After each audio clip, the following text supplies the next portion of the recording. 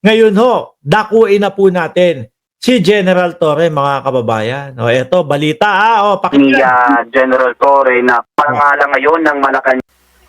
Ito na, DZMM Flash Report, balita! Yes, Alvin, kakakumpirma nga lang ngayon ng Malacanang na nirelieve sa pwesto. Relieve, ayan narinig nyo. Nirelieve sa pwesto si General Torre. Ibig sabihin, pulis pa din no, mga kababayan. Ang ating general. Hindi alam nyo kung ano ang iniisip ko dito. Ang iniisip ko dito, mga kababayan. Wala pa yata sa kasaysayan ng Pilipinas. Wala pa sa kasaysayan ng Pilipinas na yung mismong PNP chief yung umaaresto o yung nagsaserve ng warrant of arrest. Meron na ba? Hindi kaya kauna-unahan si General Torre? Hindi ho kaya?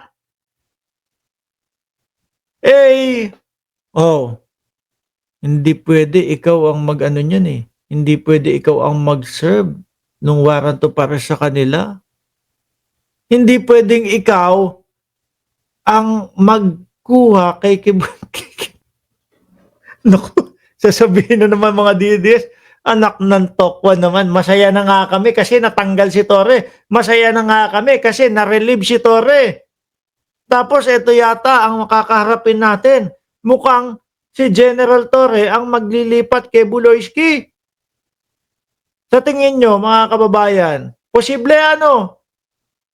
Kasi kung iisipin ho natin, mga boss chipamo, sir, ano ang dahilan para ma-relieve si General Torre? Baka ang dahilan mas magandang posisyon. O baka ang dahilan sabi ng Pangulo o sabi ng Malacanang, nako, hindi pwede kasi PNP chief ka. Pero ikaw yung may tikas, may tapang at buo ang loob na mag-serve ng mga warrant of arrest at maglipat kay Buloyski. Hindi kaya yun yung new assignment mga bossing? 'Di ba? Sabi ni Don Del Gani, General Torre gagawing ombudsman. Sabi ni Shiro Kansaki, General Torre, ano daw? May new assignment. Pero ito lang ang sasabihin ko sa inyo, mga DDS. Lalo na wala tayong makita na dahilan kung ano at kung bakit na-relieve si General Torre. Tingin ko, mag-iiyakan kayo kung ano yung totoong dahilan. May strategy ang Pangulo na mabubulaga na lang ang mga DDS. Posible. Feeling ko it has something to do with the ombudsman appointment. Pero ang tingin ko, mga kababayan, talaga, yun talaga. Torre, hindi ka pwedeng mag-serve ng warrant of arrest. Torre, hindi ka pwedeng maglipat kay Kibuloy kasi ikaw ang PNP chief. Ngayon, sa gigilid ka muna. At may ipapalit muna sa iyo. Pwede din, NBI.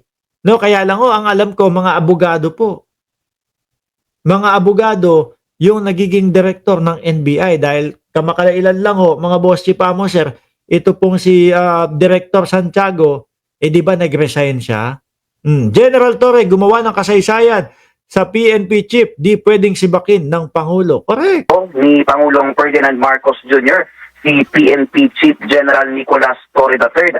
Batay dito sa kopya ng sulat mula sa Office of the President, ang petsa ay August 25 ay kahapon at nakasaad din dito na para daw sa pagpapatuloy at epektibong pagpapaghatid ng public services ng PNP ay pansamantala muna siyang nire-relieve sa pwesto at inaatasan na i-turn over muna yung kanyang mga dokumento at iba pa mga impormasyon na hawak ng hepe ng PNP sa kanyang opisina habang wala pang ina-assign o itinatalaga bilang kapalit na pansamantala bilang PNP chief.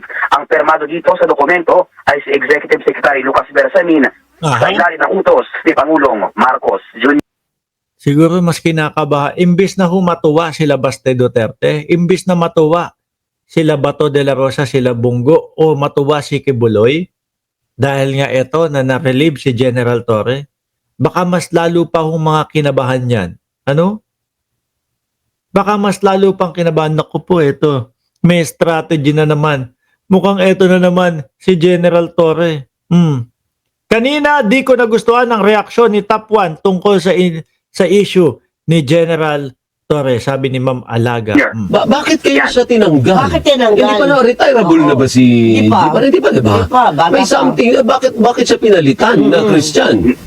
Oo, kasi nung ito mga nakaraang araw at linggo, natabunan lang siguro ng mga malalaking issue, Alvin, pero meron ding umuugong na problema dyan sa PNP. Kung nababalitaan natin, may mga umalma doon sa mga unang utos ni PNP Chief Torre, partikular na nung nagkaroon siya ng balasahan sa ilang mga matataas na opisyal. Umalma yung Napolcom dito, parang kinekwestiyon yung utos ni General Torre na balasahan doon sa ilang matataas na opisyal ng PNP. May mga backlash din ito, no? May mga kumontra din doon sa Napolcom, may mga nagpaabot ng suporta kay General Torre. Pero sa ngayon, medyo may gray area pa lamang kung ano ba talaga yung decision. Hindi pa sigurado. Naniniwala kasi sila, ugong. Pero ang tingin ko dyan, may kinalaman to kay Buloyski. No? Huwag niyo tinatakot! Sila Bato de la Rosa, kayo naman, tinatakot nyo si Bato, si Buloy, si Bungo. Di ba, nandiyan yung kaibigan ko na si kapatid na DJ Byron and music, topics. Shout out kay DJ Byron MTV. Shout out, kapatid. Suportahan niyo po ang kanyang channel, mga kababayan. Makagawa ng kasaysayan si General Torres, sir, ngayong 2028, sabi ni Boss Amayan. Tuloy. o yung naging dahilan ng Pangulo kung ito ba ay related dyan sa nagiging problema sa PNP. Oh. Pero sino daw ang kapalit? In the meantime, Ayan. Sa ngayon, wala pang binabanggit ang Palasyo. Doris, abangan natin siguro sa mga susunod na oras kung ano yung update mula mismo sa Malacanang, kung sino ang posibleng humalili muna bilang tagapamuno ng Philippine National Police. Yung nasa memo, ang nag-relieve kay PNP Chief, si Pangulo mismo o si Executive Secretary? Si Pangulo mismo mula sa Office of the President ito, Alvin. Pero feeling ko mga kababayan, no? Feeling ko talagang may mas magandang iaatas at may mas magandang assignment no? Kay General Torre ang ating Pangulo, mga bossing. Anyway, nasabi at nabanggit doon, mga boss chief sir, no? Na wala pa daw napapalit. Wala pa daw pong papalit doon sa pwesto ni General Torre.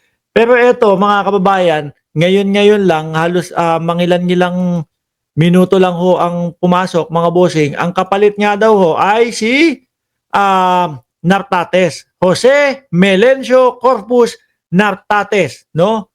Ang papalit kay PNP Chief General Torre. Nung mga unang-una, sabi ko, naku, kay Amy Marcos ito.